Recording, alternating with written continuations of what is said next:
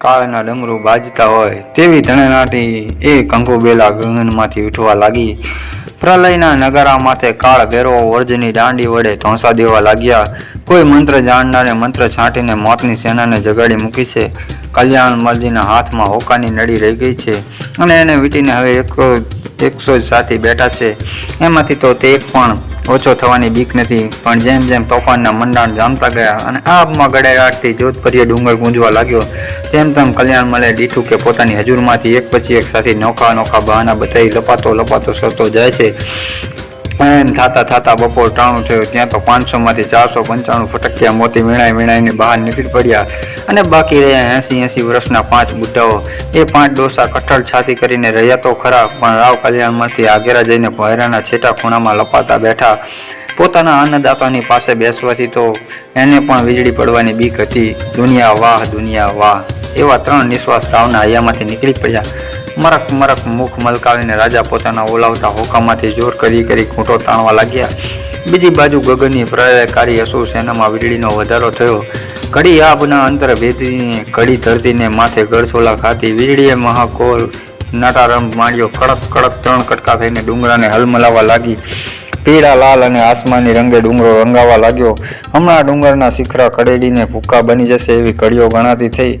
ઈડર શહેરને ગઢે કોટે કાંગરે ઝાડવે ને ઝરૂખે હજારો માનવી ચડીને જોધપર્યા ડુંગરા માથે મોતની આતશબાજી મંડાણી હતી તે નિરખી રહ્યા. ઘડીક ચળહળ જળજળ અજવાળસ, ઘડીક ઘોર અંધારું, કડેરાટ અને પવનના હુસવાટા. હમણાં ડુંગર તૂટશે એ તૂટ્યો એવા ફફડાટ.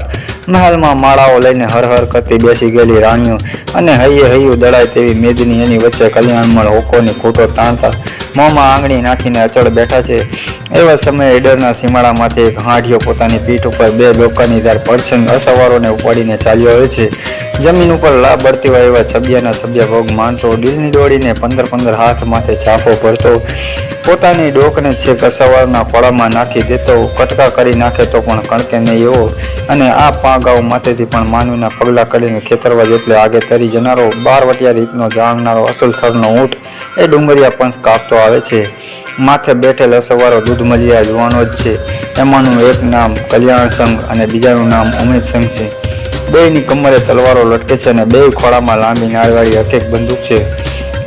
ઉમેદા મોટા અસવારે યાદ કીધું, બોલો ભાઈ ઉમેદા, જોજો હો થડકારો થાય નહીં. આજે નાનકડી લૂંટમાં કોક બિચારા નવણિયાને કૂટવાથી નથી રોકવું.